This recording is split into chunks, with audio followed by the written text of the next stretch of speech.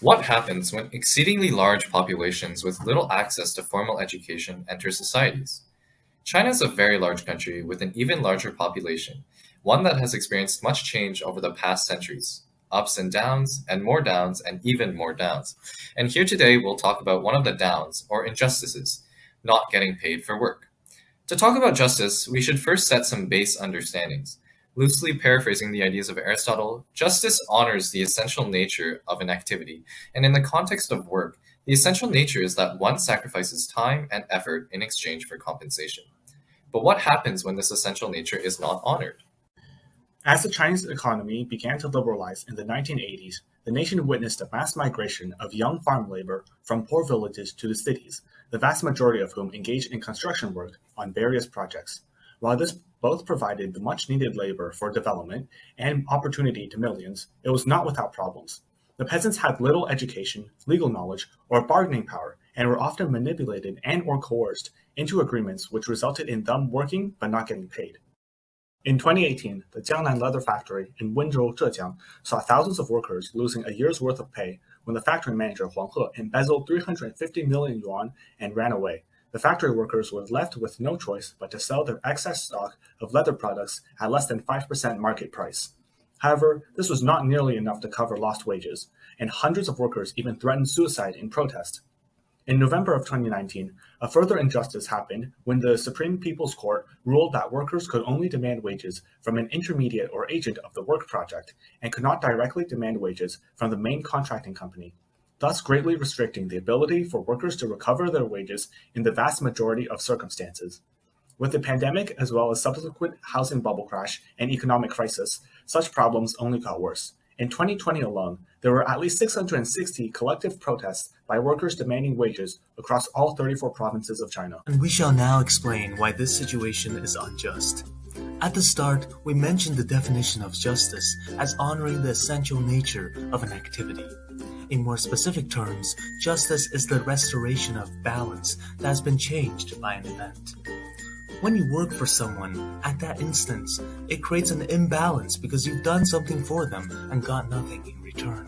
To restore the balance, you must receive compensation in some way. It's usually in terms of money, but it could be for affection, recognition, skills, or other. In this instance, the people worked under the promise that they will get paid at the end of the year. So they continued working every day over a span of 1 year, upsetting the balance more and more. However, in the end, the manager ran away with all the money. He did not pay the workers, he did not give them a place to stay, education, or anything for that matter. Since he did not restore the balance, this is precisely our definition of injustice. Created using Powtoon. It's not hard to see the injustice in underpaying laborers for their hard work. However, the reason we are presenting this video to you all is to show that you can and should strive to make a difference. This problem is very real and present in modern society. Lives are being lost, not only from poverty, but by suicide. Among these are students just like us, ones who are struggling to scrape by with part-time jobs, or international students with crushing tuition costs. These jobs are also essential to society. By underpaying workers, it creates high employee turnover, meaning a lack of people willing to do these essential jobs. Not to mention the decrease in quality and output of important everyday products we use.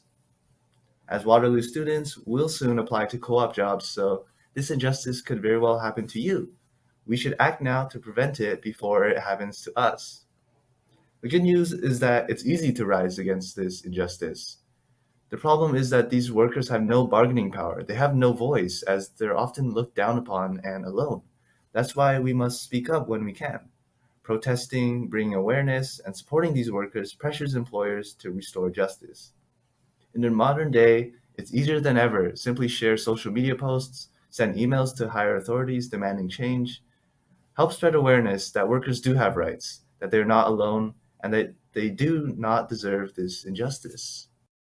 Unfortunately, this form of injustice still persists in so many different regions. Just because we don't necessarily see it doesn't mean it doesn't exist. Each and every worker has their own story, their own families, their own hardships, and certainly their own sacrifices that they made in deciding to commit to any post. But what remains universal is that they all deserve to be appropriately compensated for their efforts. In the same way that Jackson Katz calls out those empowered to hold gender violence perpetrators accountable, judicial systems need to protect the interests of those impacted by the grave injustices of uncompensated labor.